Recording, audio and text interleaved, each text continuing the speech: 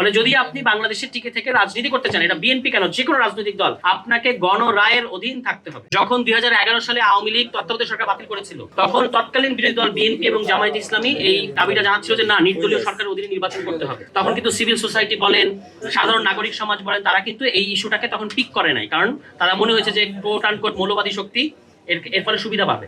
কিন্তু আমরা এখন ইতিহাসে যে পর্বে এসে দাঁড়িয়ে আছি, আপনি দেখতে পাচ্ছেন যে এই যে গত 8-10 দিন বিভিন্ন ধরনের আলোচনা আয়োজন হচ্ছে, প্রতিবাদ হচ্ছে, এবং এই পুরো জিনিসটাকে আপাত অর্থে মনে হচ্ছে যে সরকার যেহেতু 2/3 ক্ষমতা নিয়ে এসছে, অত্যন্ত হেলদি একটা সরকার, তাকে কিছুই করা যাবে না। কিন্তু আমাদের এই প্রতিবাদ, প্রত্যেকটা শব্দ, প্রত্যেকটা কথা আসলে সরকারের যে এই যে নিরেটত্ব, এটার মধ্যে একটা ফাটল ধরাচ্ছে। এবং আমাদের এতগুলো মতকে তারা অগ্রাহ্য করে বাংলাদেশের রাষ্ট্র পরিচালনা করবে, এটা হতে পারে না। কোনো একটা আলোচনায় আমাদের সম্মানিত শহীদুল আলম তিনি কিন্তু বলেছেন যে আপনাদের চেয়ে অনেক বেশি শক্তিশালী ছিলেন আওয়ামী লীগ, এবং সেই আওয়ামী লীগ বাংলাদেশের মানুষকে যখন অগ্রাহ্য করেছে, বাংলাদেশের মানুষের অভিপ্রায়টাকে, তখন তারা বাংলাদেশে টিকে থাকতে পারে নাই। ফলে যদি আপনি বাংলাদেশের টিকে থেকে রাজনীতি করতে চান, এটা বিএনপি কেন, যে কোনো রাজনৈতিক দল, আপনাকে গণরায়ের অধীন থাকতে হবে। এবং বিরোধী দল তার দায়িত্ব পালন করার চেষ্টা করছে, তাদের নিশ্চয়ই সীমাবদ্ধতা আছে, এবং তাদের আপনারা যদি মনে করেন সেখানে সমালোচনা করার কোনো বিষয় আছে, তাদেরকে আপনারা অবশ্যই করবেন। কিন্তু সরকার কিন্তু আমাদের মধ্যে দূরত্ব সৃষ্টি করতে চায়, আমরা যেন এই ফাঁদে না পড়ি। এবং এটা আদালতেও তারা নিয়ে গেছে, ওই যে আপনার গণভোট এবং আদেশকে আদালতে নিয়ে গেছে, সেখানেও আমাদের বিজ্ঞ আইনজীবীরা ফাইট করবেন। যত